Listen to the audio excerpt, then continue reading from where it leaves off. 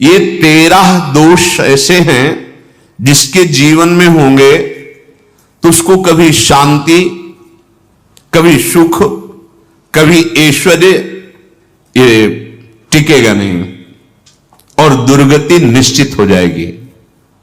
बहुत ध्यान से सुने। एक श्लोक में 6 दोष और दूसरे श्लोक में 7 दोष। उपासक को कभी इन दोषों को अपने अंदर टिकने नहीं देना चाहिए। और जो संसार के मार्ग में चल रहे हैं, अगर इन दोषों में चलेंगे तो वो जो आपके पुण्य कर्मों से ऐश्वर्य है भी वो नष्ट हो जाएगा। आप दुख, चिंता, शोक से ग्रसित होकर बड़ा दुख में जीवन व्यतीत करेंगे और आपकी गति बिगड़ जाएगी, दुर्गति हो जाएगी। ये 13 लिख लो दिमाग में, डायरी में, क्योंकि ये नोट हो रहा है, आवाज डाली जाएगी। आप बार बार सुन, इनसे बचिए। अपनी बड़ाई, अपनी प्रशंसा कभी अपने मुख से नहीं करना, नहीं तो आपके पुण्य नष्ट हो जाएंगे, बुद्धि भ्रष्ट माने गिर जाएगी। अगर परमार्थ में चल रहे तो भी, और व्यवहार में तो पुण्य नष्ट हो ही जाएंगे। बुद्धि गिरी हुई तभी ऐसी बात होती है। और यह दोष बहुतायत है, ये बहुत प्रभावशाली है। अपनी बड़ाई मारना, इसको देख लो, पकड़ो, सत्संग है। अपने मुख से कभी अपनी बड़ाई ना करना। अगर कोई अपने मुख से अपनी बड़ाई करता है तो उसके सुकृत नष्ट हो जाते हैं, बुद्धि भ्रष्ट माने गिर जाती, पतित हो जाती है, फिर निर्णय ठीक नहीं। अगर हमारा सारथी, हमारा ड्राइवर मूल हो तो कहीं भी हमको गिरा देगा, तो वो बुद्धि भ्रष्ट मतलब गिर जाती है, निर्णय करने लायक नहीं रहती। अपनी प्रशंसा अपने मुख से करना। दूसरा, लोलुपता, ये वृत्ति नहीं होनी चाहिए। धर्म से चलेंगे, धर्म के द्वारा जो हमें प्राप्त होगा उसी से हम अपना भरण पोषण करेंगे। आपके बच्चे स्वस्थ होंगे, बुद्धिमान होंगे, परिवार में बहुत सुख और शांति होगी। भले दीपक की तरह जलो, बहुत काल तक रहेगी। लक्ष्मी जी भी आपके घर में बहुत काल, हम ये नहीं कहते कि बहुत नहीं, जितनी है बहुत सुख शांति से चलोगे। अगर लोलुपता करोगे, हिंसा, छल कपट, व्यभिचार, चोरी, ऐसे धन आ जाए, वो आएगा, लेकिन वो हाइलोजन की तरह आएगा, एकदम प्रकाश और फ्यूज, बिल्कुल अंधकार करके जाएगा। देख लेना, तुम्हारे जो सुख के हेतु हैं, तुम्हारा शरीर, तुम्हारे बच्चे, तुम्हारी पत्नी, तुम्हारा परिवार, उसको देख के तुम रात दिन जलोगे बिना आग के। ऐसे उनके आचरण होंगे, ऐसे उनके अंग होंगे, ऐसे उनके दिमाग होंगे, ऐसा उनका व्यवहार होगा। ये लोलुपता अगर उपासक में या किसी में है तो उसको नष्ट कर देती है। सावधान। तीसरा, यदि आपका अपमान होता है तो आपको उसे सहन करना होगा, उससे आपके पाप नष्ट हो जाएंगे।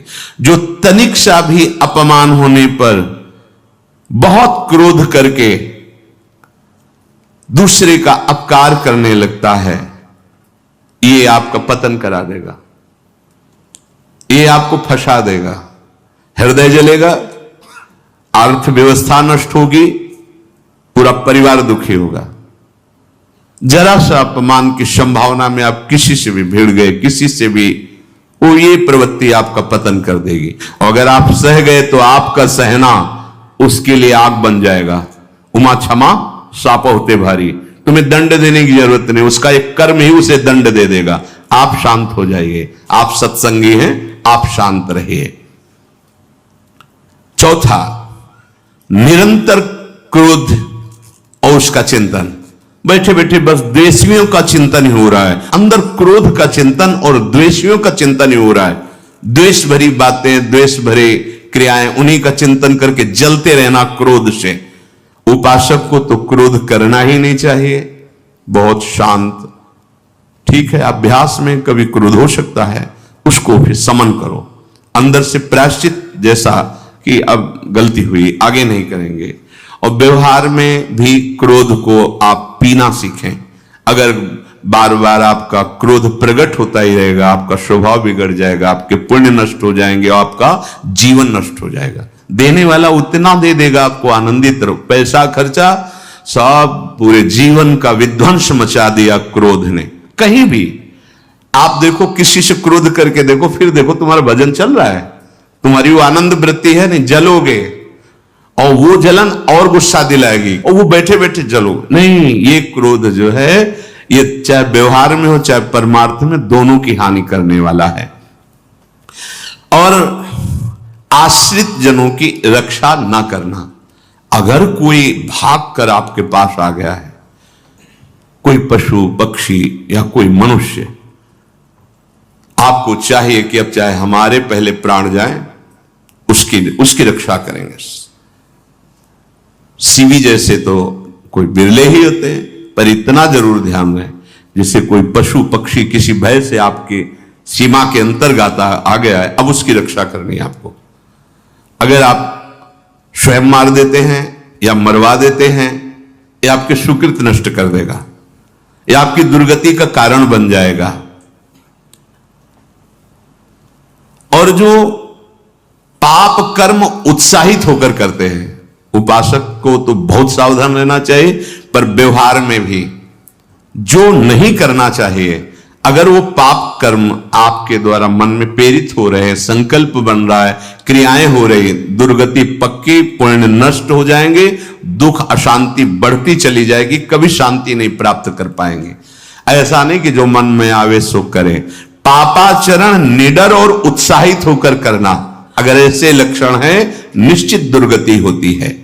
ये 6, अपनी बहुत बड़ाई करने वाला अपने मुख से, लोलुपता, तनिक से अपमान में सहन ना करने वाला, निरंतर क्रोधी और आश्रित जनों की रक्षा न करने वाला, और निडर हर्षित होकर पाप कर्म करने वाला। दूसरे श्लोक में 7 है, 6 7। 1, संभोग का ही चिंतन करना, संभोग में ही मन लगाना, संभोग दूसरी स्त्रियों के साथ करने की भावना रखना, ये नष्ट हो जाता है। ठीक है, धर्मयुक्त काम भगवान ने आदेश किया है, आपका पाणिग्रहण संस्कार हो गया है, संतानोत्पत्ति की भावना से कुछ पवित्र तिथियों का त्याग करते हुए चर्चा में हुई है। एक नियम है, एक आदेश है शास्त्र का। आप बहुत काम प्रवृत्ति वाले हैं तो प्रत्येक मास में जब माता बहनें पवित्र हो जाती मासिक धर्म से, तो जिनका पाणिग्रहण आपने किया, जो पत्नी स्वरूप है, वो ठीक है। वहां भी बार बार के लिए व्यभिचार प्रवृत्ति के लिए शास्त्र आदेश नहीं करता, संयम पूर्वक, और उसका चिंतन नहीं करना। पाणिग्रहण संस्कार है, घर में विराजमान है, एक संयम एक नियम के अनुसार उसका चिंतन तो फिर भ्रष्ट कर देगा। चिंतन प्रभु का करना है, चिंतन प्रभु की सेवा जो आपके कर्तव्य, इसके चिंतन से बचो। घातक है, बहुत बड़ा जहर है, अगर विषय चिंतन होने लगा तो मरोगे, जिंदा जलोगे, दुर्गति भी होगी। ये अंदर की जो आग है ना, कामाग्नि, ये इतनी बढ़ती चली जाएगी, तुम्हारे होश खराब हो जाएंगे कि मुझे क्या करना चाहिए क्या नहीं करना चाहिए। कोवा मदांधो मदना तुरोवा, अंधा हो जाएगा, नहीं दिखाई देगा अनुजा तनुजा क्या है कौन है, कुछ नहीं, भ्रष्ट बुद्धि। संभोग का चिंतन नहीं, धर्मयुक्त काम आदेश है शास्त्र में। यदि आप प्रवृत्ति मार्ग में हैं तो अपनी पत्नी को जो पाणिग्रहण स्वीकार किया है, वहां भी पवित्र तिथियों का त्याग करते हुए, एकादशी है, रामनवमी है, नव दुर्गा है, जन्माष्टमी है, राधाष्टमी, जो पवित्र तिथियों का त्याग करते हुए और ऐसे जो मर्यादाएं हैं उसके अनुसार, और कहीं पराई स्त्री के साथ संभोग की बात, निश्चित दुर्गति पक्की है। ऐसे ही माताओं के लिए है, स्त्री शरीर के लिए है। यदि वो ऐसी गलत चेष्टा, तो पतिवंचक परपति रति करही, रौ नरक कल्प सत परही। ये भोग चिंतन से बचने की चेष्टा कीजिए तो क्रिया से अपने आप बच जाएंगे। विषमता रखने वाला, सबके साथ बर्ताव ऐसा कि मैं बहुत श्रेष्ठ हूं और दूसरे सब नहीं, ऐसा व्यवहार नहीं। सब भगवत स्वरूप हैं, समान व्यवहार। जैसे आपके भोजन है तो जो आप पा रहे हो वही सबको दीजिए। बैठने की व्यवस्था, उठने की व्यवस्था, क्रम बाय क्रम, पर उसको भी नीच भाव से मत देखिए। उस कोटि का उसको प्यार दीजिए, दुलार दीजिए, सम्मान दीजिए। इतनी विषमता ना फैलाते रहे अपने जीवन में कि आप सबके निंदा के पात्र बन जाए। विषमता नहीं, सबको प्यार। हाँ ठीक है, पुत्र का अलग प्यार है, भाई का अलग प्यार है, पिता का अलग प्यार है, पर हमारा व्यवहार प्रीति युक्त होना चाहिए, विषमता भरा नहीं होना चाहिए। अगर हमारे चित्त में विषमता ही रही तो संसार है, प्रभु नहीं है। जीत विषम संसार कीर्ति जग बिस्तर है। जो विषमता पर विजय प्राप्त कर लेता है वही भगवत प्राप्ति का अधिकार। ये विषमता बहुत बड़ी हानि है। तीसरी बात, अत्यंत मानी होना। जहां आपके प्राण कमजोर होंगे, पुण्य नष्ट होगा, आयुश्री सब नष्ट होना है, ऐसे आचरण करवाएगा गुरुजनों के साथ, महापुरुषों के साथ। ये बहुत नीच प्रवृत्ति है। अत्यंत मान प्रियता, मुझे सम्मान मिले, उत्तम प्रवृत्ति है। सबको मान देना, स्वयं अमानी रहना। चौथा, दान देने की बात कह के मुकर जाना या दान देकर पश्चाताप करना। दे दिया है, बहुत जल रहे हो, दूसरे से वार्ता कर रहे हो कि पता नहीं क्या यार बुद्धि में हो गया, हमने उसको इतना कहा था, उतना दे दिया, क्यों दे दिया, ऐसा ऐसा, मतलब अंदर चिंतन करना, क्यों दे दे तो दिया। इसके बाद जो आपका ये जलन हो रही, पश्चाताप, सुकृत नष्ट हो रहे हैं। दान देकर पश्चाताप करना या दान देने की बात कह के मुकर जाना। जैसे आपने कह दिया आपको इतना इतना ऐसा, अब आप मुकर गए, ब्याज सहित तुम्हें देना होगा, ये तुम्हारी दुर्गति का कारण बन जाएगा। ऐसे ही नहीं बोलना चाहिए, बहुत होश से। वाणी एक अमोल है, जो कोई बोले जान, ये तराजू तौल के तब मुख बाहर आन।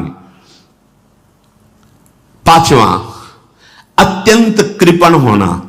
ना परिवार को सुखी कर पा रहा, ना अपने को सुखी कर पा रहा है। एक एक सिक्का बैंक में जो मर गया। धन की वास्तविक गति यही है कि अपने परिवार को खूब उसकी अनुकूलता प्रदान करो, उसमें से कुछ हिस्सा किसी ऐसे को जिससे तुम्हें बदले में कुछ लेने की भावना ना हो। कोई साधु महात्मा, गाय, पशु, पक्षी, किसी भी जीव बीमार है, शरीरधारी, उसके जिससे कुछ कभी लेने की भावना ना हो, एहसान की भावना ना हो। सो धन धन्य प्रथम गति जाकी, धन्य हो गया उसका धन। अब वो कृपण का धन किसी काम में ना स्वसुख, ना परिवार के सुख, ना धर्म कार्यों में, व्यर्थ जीवन चला गया। उसी धन का चिंतन करना, उसी का संग्रह करना और उसी की रक्षा करते करते शरीर छोड़ देना। तलाओ धर्म, अर्थ, काम, मोक्ष। और जो बालक, स्त्री, पागल, असहाय, जो इनकी रक्षा न करके इनकी हानि करता है, दुर्गति निश्चित है। माना आपकी पत्नी है, उसका स्वभाव बिगड़ा हुआ है, क्रोधी है, कटु वचन बोल, लेकिन आपके ही प्रारब्ध के लिए, माना आपका पति ऐसा स्वभाव वाला है, पर आपके ही प्रारब्ध से तो सहयोग बना है आकर, अब इसका निर्वाह कर ले जाओ तो पवित्र हो जाओगे दोनों। और अगर झगड़ा और लड़ाई और मारपीट और कहीं हिंसा आदि के रूप में उतर गए तो फिर और करनी बिगड़ गई। बालक है, आप उसको ज्ञान नहीं कि आप पवित्र है, कि आप पवित्र है, उसको ज्ञान नहीं कि आप उसके साथ व्यवहार अच्छा कर रहे हैं कि बुरा कर रहे हैं। रक्षा करनी है आपको, शोषण नहीं करना। कह रहे स्त्री, बालक और पागल, जिसे विक्षिप्त है, पागल है, आपको रक्षा करनी है। बन जाए तो उसको भोजन, ऐसा नहीं कि ईट मारो, उसको अपमानित करो। उसकी बुद्धि खराब है, प्रारब्धवशात खराब हो गई है, तो शास्त्र आज्ञा करता है स्त्री, बालक, जैसे पागल, विक्षिप्त आदि हैं, असहाय है, असमर्थ है, बूढ़ा है, वो आप सेवा भी करो तो वो गाली दे सकते हैं, उनकी बुद्धि बिगड़ गई। आपको उनको दंड नहीं देना, मारना नहीं है आपको। मान लो आपके बड़े बूढ़े बुजुर्ग जन हैं, आप सेवा भी कर रहे हो तो आपको कटु वचन बोल सकते हैं, आपकी निंदा कर सकते हैं, लेकिन आपको उनके साथ व्यवहार सद करना है। अगर आपने इन दोषों को स्वीकार किया तो निश्चित आपकी दुर्गति होगी, ना इस लोक में आपको शांति मिलेगी, ना परलोक में। इसलिए इन दोषों को बार बार सुन करके और हृदय में जांचो कि कहीं है तो नहीं, अगर है तो सत्संग, भजन बल, भगवत प्रार्थना के बल से इन दोषों का त्याग कर दो, जीवन मंगलमय हो जाएगा। से अगर अच्छी क्रियाओं को देख रहे हो कि प्रभु करा रहे, तो बुरी क्रियाओं का संकल्प ही नहीं उदय होगा। अहम गलित हो गया तो अहम में ही तो सारे विकार रहते हैं। हर समय प्रभु के सामने कृतज्ञ रहो। कितनी कृपा, क्या हमसे लेना है आपको, आपको पूर्ण काम हो, हमें इतना दुलार कर रहे हो। बलिहारी प्रभु, वो बार बार मन उनके चरणों में लूटता रहता है। प्रभु का विधान सर्वज्ञता से पास हुआ है। वो खूब आगे की, पीछे की, मध्य की सब बात सोच करके उन्होंने आपके लिए विधान किया है। पहले से उन्होंने आपका उस समय मंगल विधान सुनिश्चित कर दिया है। कैसी भी परिस्थिति हो, कभी ऊबना मत, घबराना मत, अधीर मत होना, और अपने भगवत विश्वास में कमी मत आने देना। कैसी भी परिस्थिति हो, ये जरूरी है। उबना मत। बहुत हो गया कष्ट सहते सहते, कितना सहूं, नहीं। ये अगर ऐसा आ रहा है तो भी आप भगवदाश्रित नहीं हुए। नहीं, ऐसा आ ही नहीं सकता। बड़ा आनंद आता है, कष्ट में बड़ा आनंद आता है। पूरा का पूरा मन, इंद्रियां केवल प्रभु में होती, क्योंकि कष्ट में कोई विषय की इच्छा तो होती नहीं किसी को भी। भारी पीड़ा है तो सब उसी में होती। जिसने अभ्यास किया है भगवत चिंतन का, आश्रय प्रभु का, तो कष्ट में भाग के कहां जाएगा, उसी में तो एकदम तन्मय हो जाता है मन इंद्रिया। इस तरह हो, उनके भरोसे पर कभी, कई बार चर्चा की है प्रताप राय जी की। बचपन से भजन परायण थे, ईश्वर संपन्न घर था, भाई बहन सब खूब। कुछ दिनों बाद माता पिता पधार गए, पूरा अधिकार।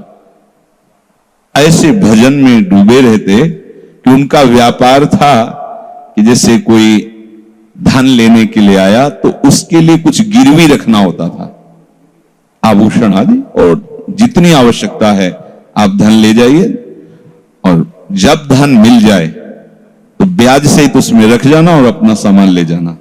एक बक्सा रखा रहता था और वो आप माला लिए हर समय भजन करते रहे। बड़े वास्तविक आंतरिक वृत्ति से प्रभु में लगे थे। पर उनकी कुल परंपरा का यह व्यापार था। जैसे सदन जी की कुल परंपरा, तो कुछ गृहस्थ ऐसे महापुरुष जो अपने, भगवान भी कहते पर धर्मो भयावहा सुधर्मो निधनो श्रेया पर धर्म, वो जो वहां का काजी था, उसने देखा कि बिना किसी प्रयत्न के बड़ा आनंद इनके चल रहा है। तो जलन होती, जो भगवत विरोधी जन, विमुख जन होते हैं, तो जलन होती है। इसको दूसरे रूप में हम कह सकते हैं कि प्रभु अब उनके भजन का फल देना चाहते थे। दोनों बातें, परिणाम जान गए हैं इसलिए हम कह रहे हैं प्रभु उनके भजन का फल देना चाहते थे। और वो वर्तमान से देखो तो वो द्रोही थे, भगवत द्रोही जन। 3 लोगों ने काजी से मिलकर कहा, बड़ा सुख लूट रहा है, हम जाके देखा है, बढ़िया काम बन गया। वो देखता भी नहीं कि बक्से में क्या रखा गया। ठीक, तो कुछ कंकड़ ऐसे झोली में, पहले थैली टाइप की झोली होती, गए, प्रणाम किया और कहा हमें 10,000 रुपए की आवश्यकता है, यहां लिखो दस्तखत, तारीख, दिन, और चेक भी नहीं कर। वो इतने विश्वास परायण भक्त थे, अभी तक ऐसा कुछ हुआ भी नहीं था। 10,000 रुपए दे।